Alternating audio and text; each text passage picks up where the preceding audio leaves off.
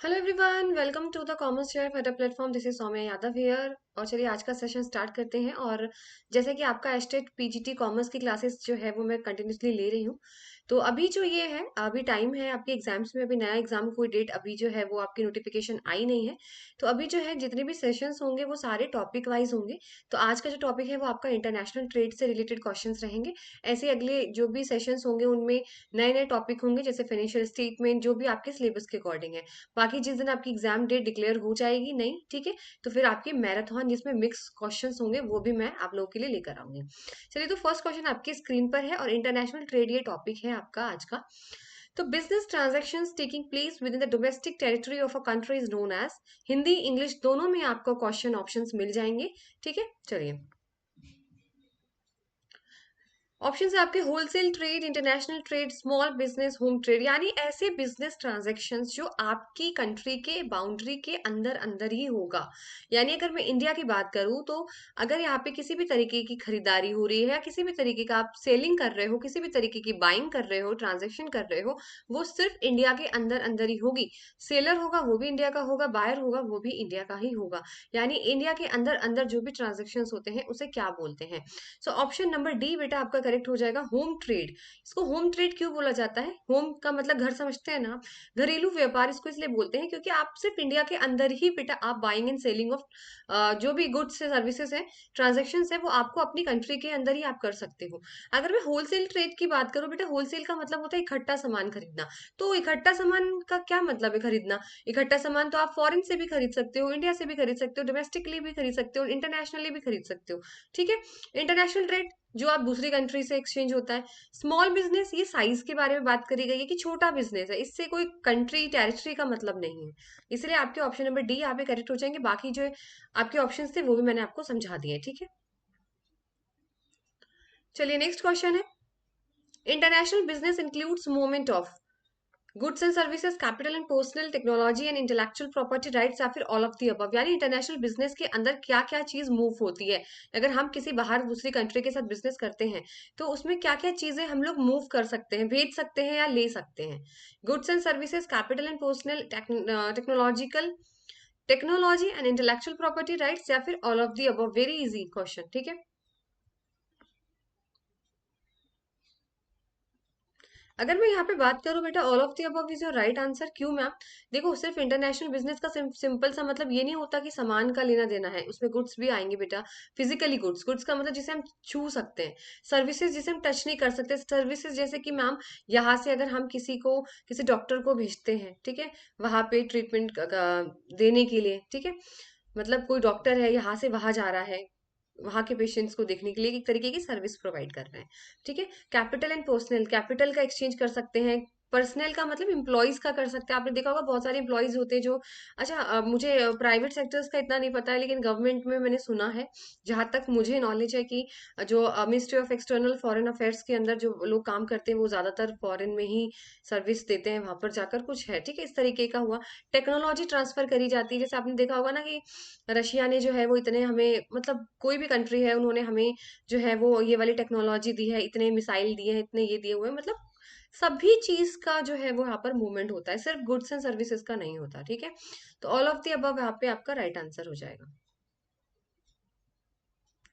चलिए next question है। बाकी सारे ऑप्शंस भी मैं आप लोगों को यहाँ पे एक्सप्लेन करूंगी, तो यहाँ पे कोई टेंशन की बात नहीं है। ठीक है, चलिए क्वेश्चन है आपका, dash is a type of international businesses where a firm enters into a contract with one or few local manufacturers in a foreign countries to get certain components or goods produced as per its specification. एक प्रकार का अंतर्राष्ट्रीय व्यवसाय है जहां एक firm विदेशी देशों में एक या कुछ स्थानीय निर्माताओं के साथ अपनी विशिष्टताओं के अनुसार कुछ घटकों या वस्तुओं का उत्पादन करने के लिए अनुबंध करती है। And your options are contract manufacturing, exporting, licensing and franchising, या फिर जॉइंट वेंचर। चारों को एक्सप्लेन करूंगी लेकिन इसका आंसर आप लोग बताइए क्या होने वाला है। पहले क्वेश्चन समझा देती हूँ इसमें क्या बोला गया है। एक तरीके का इंटरनेशनल बिजनेस है जहां पर एक फर्म जो है बेटा वो कॉन्ट्रैक्ट में आती है फॉरेन के जो लोकल मैन्युफैक्चरर्स होते हैं उनके साथ मिलकर, और उनको बोलती है कि प्रोडक्ट बनाइए हमारे अकॉर्डिंग। नहीं समझ आया question? With a very simple example I explain you. Suppose करिए मेरी कोई कंपनी है, मैं इंडिया में हूँ, मेरी कोई कंपनी है, तो मुझे एक प्रॉपर जो है ना कुछ डिजाइन का बैग बनवाना है, एक प्रॉपर मुझे उसमें जो है वो ये वाला लेदर यूज करवाना है, जो भी है, ठीक है, मुझे ये कराना है। मैं जाऊंगी फॉरेन कंट्रीज, किसी भी कोई फॉरेन कंट्री, सपोज करिए मैंने जापान या कोई भी ले लीजिए, रशिया अमेरिका है, वहां से जाके मैं उनके जो लोकल मैन्युफैक्चरर्स होते हैं उनसे कॉन्ट्रैक्ट साइन कराऊंगी, उनके साथ कॉन्ट्रैक्ट करूंगी कि आप ये वाला मेरा प्रोडक्ट है ना, इस ऐसे से डिजाइन का आप बना के दो मुझे, ठीक है। तो उसको क्या बोलते हैं? सो यहाँ पे आपका राइट आंसर हो जाएगा बेटा कॉन्ट्रैक्ट मैन्युफैक्चरिंग। इसका सबसे इजी एग्जाम्पल अगर आप क्वेश्चन में पढ़ लेते तो यहाँ पे लिखा हुआ था कि कॉन्ट्रैक्ट करना है आपको, ठीक है। तो अब देखो, अगर मैं इसका एक अच्छा सा एग्जाम्पल लेती हूँ, एप्पल का आईफोन आप लोगों को सबको पता होगा। तो जो बेटा एप्पल का आईफोन है ना, वो एप्पल नहीं बनाता, याद रखना। एप्पल का जो आईफोन है ना, वो चाइना के जो लोकल मैन्युफैक्चरर्स होते हैं ना, वो डिजाइन करके देते हैं आपका एप्पल का आईफोन जो आप लोग लेके घूमते हो, ठीक है। तो वो उसके साथ कॉन्ट्रैक्ट करता है एप्पल। किसके साथ कॉन्ट्रैक्ट करता है मैम? चाइनीज जो लोकल मैन्युफैक्चरर्स होते हैं उनके साथ, चाइना में। और वो लोग उनको बताते हैं कि हमारा ऐसे ऐसे डिजाइन होगा हमारे फोन का, एंड्रॉइड का, जो भी है आपके आईफोन का। फिर वो लोग उस तरीके से बना के देते हैं, ठीक है। बाकी ऑप्शंस की बात कर लेते हैं। एक्सपोर्टिंग, एक्सपोर्टिंग का तो सिंपल सा मतलब है बेचना। अगर मैं इस कंट्री से उस कंट्री से कुछ बेच रही हूँ, सपोज मैं यहाँ से बैग बेच रही हूँ रशिया को, ठीक है, एक्सपोर्टिंग तो सिंपल सेलिंग होती है। लाइसेंसिंग एंड फ्रेंचाइजिंग और जॉइंट वेंचर समझो। देखो एक लाइन में यहाँ पे समझा देती हूँ, बाकी इससे रिलेटेड क्वेश्चंस आएंगे तो मैं अभी आपको क्लियर कर देती हूँ। लाइसेंसिंग का मतलब बेटा यहाँ पर ये होता है कि अगर मैं, मेरी कोई कंपनी है सपोज करिए, उसका कोई पार्ट, या फिर जैसे पार्ट का मतलब कैसे मैम, कोई ट्रेडमार्क हो गया, कोई कॉपीराइट हो गया, ठीक है, कोई छोटा मोटा अपने प्रोडक्ट का मैं किसी को यूज करने के लिए दे देती हूँ, चलो आप मेरे यूज कर लो, उसके बदले में आप मुझे फी दे देना, लाइसेंसिंग फीस पे कर देना। फ्रेंचाइजिंग क्या होती है मैम? फ्रेंचाइजिंग बेटा ये होती है, इसमें आप पूरा बिजनेस दे देते हो आप दूसरे वाले को, अपना पूरा मॉडल दे देते हो। जैसे मैगडी देखा है आपने, तो मैगडी एक ही है ना मैगडी, लेकिन आप हर कंट्री में जाके देखोगे तो मैगडी सेम मिलेगा आपको, क्योंकि उन्होंने क्या कर रखी है, फ्रेंचाइजिंग कर रखी है, यानी अपना पूरा मॉडल दे दिया है। लाइसेंसिंग में सिर्फ स्मॉल पार्ट देते हैं, चाहे वो ट्रेडमार्क के नाम पे दे सकते हैं, कॉपीराइट दे सकते हैं, छोटा पार्ट देंगे, टेक्नोलॉजी दे सकते हैं। लेकिन फ्रेंचाइजिंग में क्या होता है मैम, पूरा बिजनेस मॉडल दे देते हैं दूसरे को यूज करने के लिए। जॉइंट वेंचर की बात करते हैं बेटा, यहाँ पे दो कंपनीज जो होती हैं वो मिलती हैं साथ में किसी एक पर्टिकुलर प्रोजेक्ट के लिए, ठीक है। चलिए,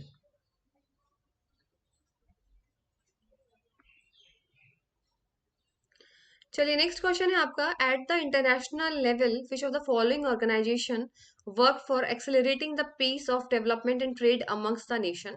IMF, WTO, both of the above, none of the above.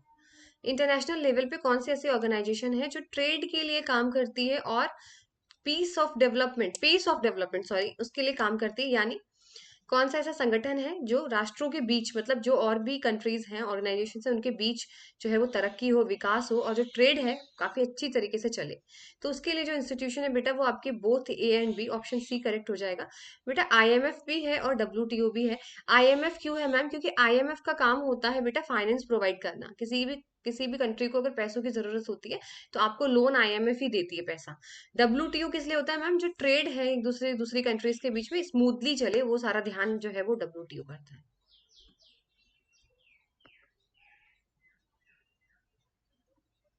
Next question है, a contractual arrangement in which one और firm grant access to its patent, trade secrets, technology to another firm in a foreign country in return of certain fee is known as outsourcing, licensing, contract manufacturing, joint venturing. अभी explain किया था मैंने आप लोगों को।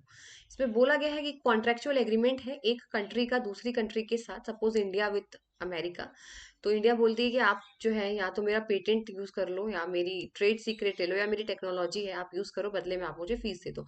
Part दे रहे हैं, पूरा मॉडल नहीं दिया जा रहा है, इसलिए ऑप्शन नंबर बी करेक्ट हो जाएगा, लाइसेंसिंग। लाइसेंसिंग में आप कोई पार्ट देते हो यूज करने के लिए कि आप मेरा ये यूज कर लो, चलो, ठीक है ना, पूरा का पूरा नहीं देते हैं। पूरा का किस में देते हैं? फ्रेंचाइजिंग में। बाकी आउटसोर्सिंग जो है वो नया वर्ड है। आउटसोर्सिंग का मतलब अपना काम किसी बाहर वाले से करवाना, ठीक है, बाहर कंपनी से या बाहर किसी से करवाना। बाकी मैं एक्सप्लेन कर चुकी हूँ कॉन्ट्रैक्ट और जॉइंट वेंचर। चलिए नेक्स्ट है आपका फुल फॉर्म ऑफ गेट। आपको GATT का फुल फॉर्म बताना है, आपके ऑप्शंस दिए हुए हैं। General agreement on terms and trade, general agreement on trade and terms, general agreement on tariff and trade, and general agreement on treaty and trade. इसका full form बताना है आपको। तो वेरी इजी है, यहाँ पर G से जनरल है, A फॉर एग्रीमेंट है, on, T for tariff and trade है, तो C ऑप्शन यहाँ पे करेक्ट हो जाएगा, general agreement on tariff and trade, ठीक है। इसका डेट भी याद कर लीजिएगा। चलिए नेक्स्ट क्वेश्चन है, a business arrangement in which two or more companies or individual agree to pool their resources for purpose of accomplishing a specific task, partnership, joint ventures, both of the above या फिर none of the above. यानी अभी आपको बताया था मैंने, ऐसा business arrangement जहां दो या दो से ज्यादा कंपनी एक साथ मिलती हैं किसी पर्टिकुलर प्रोजेक्ट के लिए।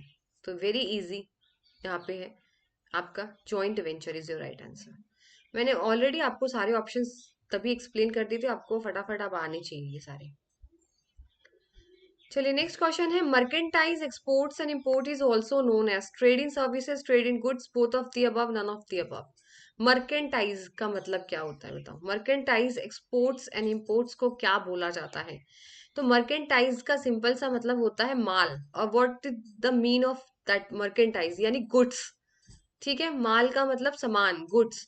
तो trade in goods is your right answer. बेटा सर्विस नहीं होगा, क्योंकि मर्केंटाइज गुड्स के बारे में बात करता है जिसे आप छू सकते हो, services you can't touch it. ठीक है, इसलिए ऑप्शन नंबर बी आपका करेक्ट हो जाएगा, ट्रेड इन गुड्स। मर्केंटाइज का सिंपल सा ही मतलब होता है सामान जिसे आप छू सकते हो, वो वाला सामान। ठीक है, गुड्स की बात करते हैं, ना कि सर्विस की। चलो नेक्स्ट आया है, इस देखो सारे आपके टॉपिक्स क्लियर हो चुके हैं यहाँ पे, उसी से रिलेटेड सारे यहाँ पे क्वेश्चंस मैंने दे दिए हैं, आपको कोई कंफ्यूजन नहीं होगा। The mutual exchange of knowledge, technology and or patent between the form of two different countries is called franchising, copyrights, cross licensing या फिर मर्केंटाइजिंग। अभी मैंने आपको बोला कि मर्केंटाइजिंग का मतलब होता है सामान से रिलेटेड, तो मर्केंटाइजिंग तो है नहीं यहाँ पे। ठीक है, बाकी फ्रेंचाइजिंग की कोई बात करी नहीं गई यहाँ पे, तो कोई भी बिजनेस मॉडल किसी को दिया नहीं जा रहा, बदले में पैसे लिए नहीं जा रहे। कॉपीराइट का भी यहाँ पे कोई मुझे लग नहीं रहा है, क्योंकि म्यूचुअल एक्सचेंज की बात कर रहे हैं बेटा। म्यूचुअल एक्सचेंज का कहते हैं ना, तुम मुझे कुरकुरे दे दो मैं तुम्हें चिप्स देता हूँ। अच्छा, भाई बहनों के बीच में ये बहुत ज्यादा होता है, आप लोगों के साथ भी होता होगा, आपकी जो भी सिबलिंग्स हैं उनके साथ आप लोग बहुत ज्यादा करते हो कि भाई मेरे और मेरे ब्रदर के बीच में काफी ज्यादा होता था, क्योंकि अगर वो बिस्किट का पैकेट खरीद के ला रहा है तो मैं चिप्स के लेके आ रही हूँ। ठीक है, तो फिर हम लोग एक्सचेंज करते थे कि तुम दो चिप्स मैं तुम्हें देती हूँ, तुम बदले में मुझे एक बिस्किट दो। इससे कहते हैं म्यूचुअल एक्सचेंज। तो ये दो कंट्रीज के बीच में किस फॉर्म में होता है मैम? दो कंट्री के बीच में होता है नॉलेज, टेक्नोलॉजी, कोई भी चीज शेयर करो कि भाई हम तुम्हें अपनी टेक्नोलॉजी दे रहे हैं, बदले में तुम अपना पेटेंट दे दो या तुम कुछ अपना ट्रेड सीक्रेट दे दो। यानी दो कंट्रीज के बीच में आपस में लेन देन जब करते हैं ना, उसको बोलते हैं बेटा क्रॉस लाइसेंसिंग। ठीक है, ऑप्शन नंबर सी यहाँ करेक्ट हो जाएगा। ये बहुत कॉमन है, घर में हम लोग ये करते हैं कि आप एक काम करो, तुम मुझे ब्रेड दे दो और मैं तुम्हें ये दे देती हूँ, मतलब बदले में। इसे बोलते हैं क्रॉस लाइसेंसिंग। चलिए नेक्स्ट क्वेश्चन है, which are the following modes of entry into an international business a firm is able to exercise full control over its operation in foreign countries? Keyword बता रही हूँ यहाँ पे, पूरा कंट्रोल होता है भाई, फुल कंट्रोल। ठीक है, ऑप्शन है लाइसेंसिंग, फ्रेंचाइजिंग, कॉन्ट्रैक्ट मैन्युफैक्चरिंग और होली ओन्ड सब्सिडरी। अच्छा, लाइसेंसिंग में पूरा कैसे हो जाएगा? खुद ही पार्ट दे रहे हो, उतना जितना पार्ट दे रहे हो उसके बदले फीस दे रहे हो। फ्रेंचाइजिंग में भी नहीं बेटा, पूरा कंट्रोल नहीं होता, फॉरेन कंट्रीज में जाके आप पूरा कंट्रोल कैसे करोगे? कॉन्ट्रैक्ट मैन्युफैक्चरिंग में तो बिल्कुल भी नहीं है। आपका जो ऑप्शन है ऑप्शन नंबर डी बेटा, होली ओन्ड सब्सिडरीज क्या होती हैं? जो होली ओन्ड सब्सिडरीज का सबसे अच्छा एग्जांपल बताती हूँ, सैमसंग इंडिया। आपको पता है सैमसंग इंडिया, इसका पूरा कंट्रोल जो है ना वो कोरिया के ऊपर है। कोरिया पूरा कंट्रोल करता है, आपका इंडिया का कोई कंट्रोल नहीं है इसके अंदर। यानी सपोज करिए कि मेरी कोई कंपनी है, उसके ऊपर मेरा पूरा कंट्रोल है, पूरी ओनरशिप है 110%, और मैं जाकर फॉरेन में, अमेरिका में जाकर उस कंपनी को खोलती हूँ। पूरा कंट्रोल, पूरी ओनरशिप मेरी रहेगी इंडिया की। ठीक है, उसे बोलते हैं wholly owned subsidiaries, option number D. अब सैमसंग इंडिया है इंडिया में, बट इसका पूरा कंट्रोल बेटा, पूरा ओनरशिप कोरिया के पास है, सैमसंग कोरिया। चलिए नेक्स्ट क्वेश्चन है, foreign investment includes foreign direct investment, portfolio investment, foreign intellectual property investment या फिर ए एंड बी। तो फॉरेन इन्वेस्टमेंट होता क्या है भाई? सपोज करिए हमारी कंट्री में आकर कोई कंपनी बाहर की आ रही है और वो यहाँ पे पैसा लगा रही है, वही तो इन्वेस्टमेंट होता है। ठीक है, तो वो इसमें क्या क्या आते हैं ये आपको बताना है।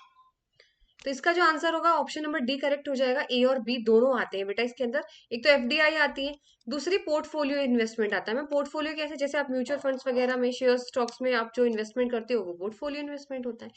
फॉरेन इंटेलेक्चुअल प्रॉपर्टी इन्वेस्टमेंट जैसा फॉरेन इन्वेस्टमेंट के अंदर नहीं आता। सो ऑप्शन ए और बी आपके करेक्ट हो जाएंगे।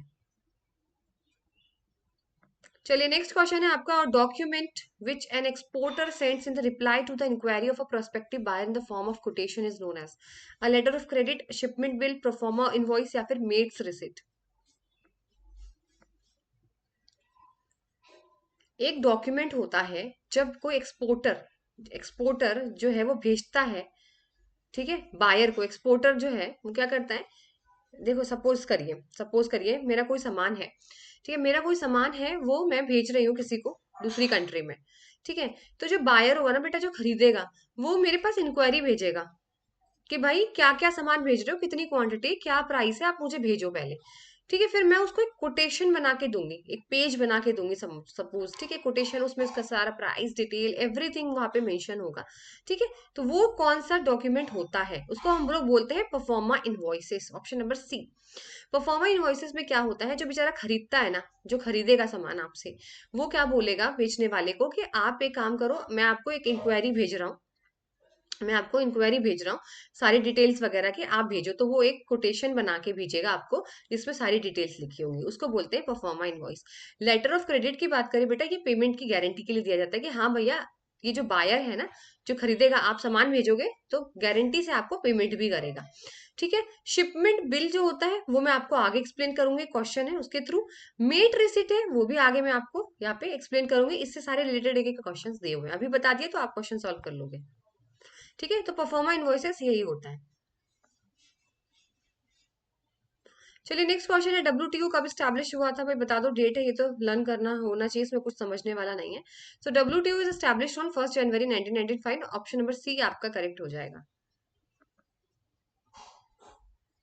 चलिए नेक्स्ट क्वेश्चन है, which of the following are affiliates of the World Bank. World Bank के मैंने आपको 5 एफिलिएट्स बताए थे, भाई आपको याद होने चाहिए विद डेट्स और उसके क्या क्या काम थे, ठीक है। तो बताना है आपको कौन से, IDA, IFC, both of the above, none of the above, international development association, international finance corporation, both of the above. तो बेटा दोनों ही करेक्ट है, आईडीए आईएफसी दोनों ही है, ठीक है। 5 होते हैं इसके अंदर, याद होना चाहिए ना आपको, आईडीए आईएफसी मैंने आपको बताया हुआ है, मीगा, एमआईजीए, आईसीएसआईडी जो इंटरनेशनल सेटलमेंट डिस्प्यूट से रिलेटेड है आपका, ठीक है। आपको लर्न होने चाहिए भाई ये सारे डेट्स के साथ। अब इसी में से क्वेश्चन है, to provide the development finance on easy terms to less developed member countries in objective of IFC, MIGA, IDA, WTO. यानी जो गरीब कंट्रीज होती हैं, ज्यादा डेवलप कंट्री नहीं हो पाई हैं, जो भी मेंबर्स कंट्रीज होती है ना हमारी, जो कम डेवलप हुई हैं, तो उनको ना पैसा देने का काम किसका होता है, फाइनेंशियल हेल्प देने का काम किसका होता है, आईएफसी का, मीगा का, आईडीए का, या फिर डब्ल्यूटीओ का, बताओ। तो देखो इंटरनेशनल डेवलपमेंट एसोसिएशन 1960 के अंदर आया था, इसका काम बेटा यही होता है कि जो गरीब कंट्रीज हैं, हमारी मेंबर कंट्रीज हैं, जो इतना डेवलप नहीं है, उनको आप फाइनेंस प्रोवाइड करो, ठीक है। आईएफसी की बात करूं तो आईएफसी जो है बेटा, इंटरनेशनल फाइनेंस, ये प्राइवेट सेक्टर की हेल्प करने के लिए बनाया गया है। मीगा की बात करूं तो मीगा जो है आपका, ये आपकी गारंटी एजेंसी है, मल्टीलेटरल गारंटी एजेंसी। इसका काम होता है, 1988 में आया था ये, याद रखिएगा। इसका जो काम होता है वो ये होता है, जो फॉरेन इन्वेस्टर्स होते हैं ना, जो फॉरेन से आगे हमारी कंट्री में इन्वेस्ट करते हैं, उनको पॉलिटिकल इंश्योरेंस से बचाने का काम जो है वो आपका मीगा का रहता है, पॉलिटिकल रिस्क इंश्योरेंस से बचाने का काम। चलिए नेक्स्ट क्वेश्चन है, आपको बताना है, for obtaining import export credit number a firm has to apply, directorate general of foreign trade, directorate council of foreign trade, deputy commissioner of foreign trade, या फिर director council of foreign trade. यानी एक आपका 10 digit का number होता है जब आप इंपोर्ट एक्सपोर्ट करते हो इंडिया के अंदर, ठीक है, 10 नंबर का होता है। तो जब आप नंबर को अप्लाई करना होता है तो आपको बेटा डायरेक्टरेट जनरल ऑफ डीजीएफटी को देना पड़ता है, परमिशन आपको लेनी पड़ती है, डीजीएफटी जो कि मिनिस्ट्री ऑफ कॉमर्स के अंदर आता है, ऑप्शन नंबर ए, ठीक है। चलिए नेक्स्ट क्वेश्चन है, soft loan is a loan offered at lower rate than the market rate of interest, higher rate than the market rate of interest, and A and B both of the. देखो soft loan कौन देता है, IDA, अभी बताया मैंने, international development association established in 1960, जो आपको soft loan देता है अपने मेंबर्स कंट्रीज को जो लेस डेवलप्ड होते हैं। इसका मतलब होता है मार्केट में जो इंटरेस्ट चल रहा है बेटा, उससे कम में ही तो देंगे ना भाई, फायदा क्या हुआ फिर सॉफ्ट लोन का। अगर आप मार्केट में चल रहा है 10%, आप दे रहे हो 12 पे, तो वो तो हायर हो गया, सॉफ्ट नहीं हार्ड हो गया ये तो। सॉफ्ट लोन होता है कि मार्केट में जो रेट चल रहा है ना, उससे कम में देना। So option number A correct हो जाएगा यहाँ पे। चलो नेक्स्ट क्वेश्चन है, और document prepared and signed by the master of the ship acknowledging the receipt of goods on board is known as shipment receipt, bill of lading, packing receipt and mate receipt. देखो यहाँ पे आ गया जो मुझे आपको बताना था, यानी एक डॉक्यूमेंट बनाया जाता है, जो आपका कैप्टन होता है ना जहाज के, शिप के, वो ये बोलता है कि सामान जो है वो आपके जहाज में लोड हो चुका है, उसका एक डॉक्यूमेंट बनाया जाता है, उस डॉक्यूमेंट को बोला जाता है मेट्स रिसिट, याद रखिएगा, इसका दूसरा नाम भी है इसका, ठीक है, शिपिंग रिसिप्ट भी बोला जाता है इसको। मेट्स रिसिप्ट के अंदर यही होता है कि भाई कैप्टन जो है वो बोलेगा सामान है जहाज में चढ़ चुका है, उसका प्रूफ होता है मेट्स रिसिप्ट। ठीक है, ध्यान रखिएगा।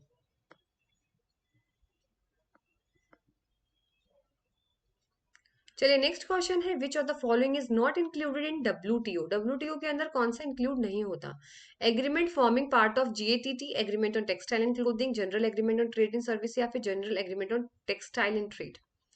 देखो आपने पढ़ा होगा, जीएटी तो आपने पढ़ा है, गेट्स जीएटीएस ये भी है, टेक्सटाइल क्लोथिंग भी है, एग्रीमेंट और एग्रीकल्चर भी है, agreement forming part of GATT भी है, बट टेक्सटाइल एंड ट्रेड नहीं पढ़ा भाई मैंने। टेक्सटाइल और क्लोथिंग तो पढ़ा है, पर मैम टेक्सटाइल एंड ट्रेड जैसा कुछ नहीं होता, इसलिए ऑप्शन नंबर डी यहाँ पे आपका करेक्ट हो जाएगा।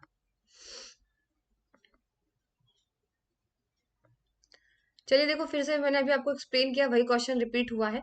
To provide the finance to the private sector of developed countries in objective of, जो प्राइवेट सेक्टर की हेल्प करता है उसे क्या है यहाँ पर? मीगा, आईडीए, आईएफसी या फिर आईएमएफ। अभी मैंने आपको बोला, आईडीए जो होता है वो गरीब कंट्रीज की हेल्प करता है, आईएफसी जो होता है वो प्राइवेट के लिए करता है। ऑप्शन नंबर सी यहाँ पे करेक्ट हो जाएगा। इसे टॉपिक पढ़ना बहुत जरूरी है, एमसीक्यू रटना नहीं होता है। आप लोग जो सोच रहे हो ना कि 50 एमसीक्यू कर लेते, 1000 कर लेते, क्वेश्चन सॉल्व हो जाएगा, नहीं। अभी अगर आपने ये 5 पढ़ लिए होते वर्ल्ड बैंक के, तो इनमें से कहीं से भी क्वेश्चन आ जाए आप इजिली लगा सकते हो। अगर आप रट रट के जाओगे तो नहीं होगा भाई, ये तो छोड़ दो। एग्जाम्स में कभी रट के नहीं होते, टॉपिक नहीं पढ़ोगे तब तक एमसीक्यू से कुछ नहीं होने वाला। चलो, मीगा कब स्टैब्लिश हुआ था बता दो। 1988 तो मैंने आपको बता ही दिया था, अप्रैल 1988 इसका राइट आंसर हो जाएगा। ठीक है, नेक्स्ट क्वेश्चन है, ईसीजीसी का फुल फॉर्म बता दो। चलो, export custom guarantee company, export credit guarantee corporation, excise credit guarantee corporation, excise custom and guarantee corporation.